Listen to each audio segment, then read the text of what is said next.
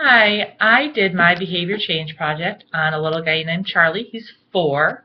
He was diagnosed at age 2 years and 3 months, originally referred by his pediatrician to the University of Michigan because of developmental delays, including language and social delays.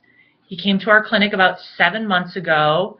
He receives 12.5 hours of intensive one-on-one ABA services a week.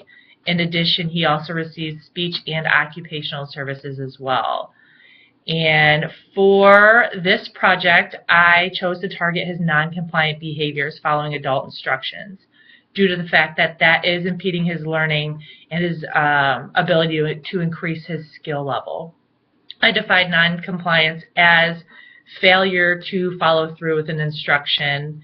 Also, these behaviors include screaming, which are vocalizations at or above conversational level, crying, which are vocalizations including sounds and or words accompanied by facial contractions with or without tears, and resistance, which is any occurrence of pulling away, turning head, and avoiding eye contact. To measure this behavior, I chose to use a frequency measure to tally if compliance or non-compliance occurred following an instruction. For this, then, I would divide the number of times compliant by the number of total opportunities and then multiply by 100. The design I chose to use was a single subject reversal AB design to determine if there was a verifiable functional relationship between the behavior and treatment. Baseline was taken for consecutive 5 sessions, and these sessions lasted about 20 minutes.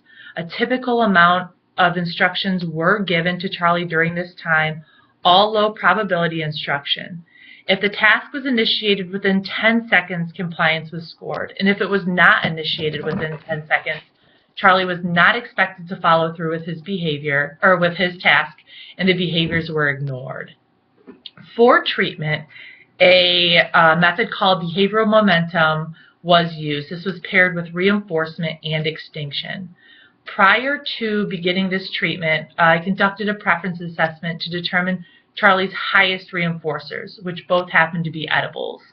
And we also compiled a list of both high and low probability tasks to use within this behavioral momentum sequence. This instructional sequence included 3 high probability tasks followed by a low probability task. Following the completion of high probability tasks, Charlie was delivered his second most highest reinforcer, and following the low probability task, he received his highest reinforcer.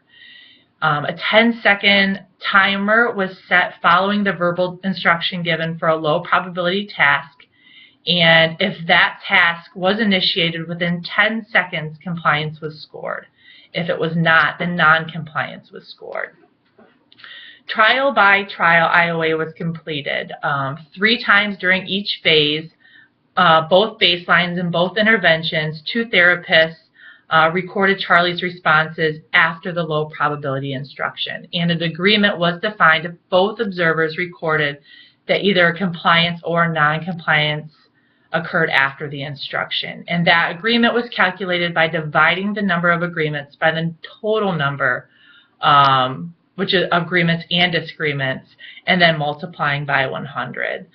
In baseline 1 and 2, IOA was completed for 60% of the sessions, and in intervention 30 and 60% of the sessions. So it was determined that 90% of agreement was achieved. So as a result, this is the graph. And as you can see in baseline, it appears that Charlie was only compliant about 4% of the time, with a range from 0 to 10%. You can see that. Oops. Also, then following compliance during the intervention phase, with behavioral momentum paired with reinforcement and extinction, his percentage of compliance increased to an average of 50%, with a range from 10 to 100%, And then going back to baseline, it decreased to 34% with a range of 20 to 40%.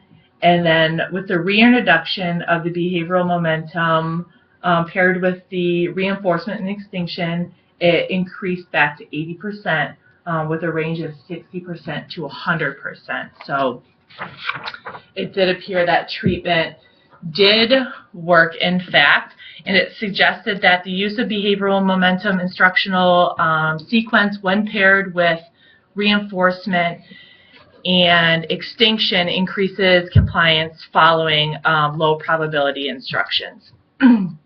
So these results do support previous findings about behavioral momentum when paired with these other approaches, and it is an effective treatment for increasing compliance.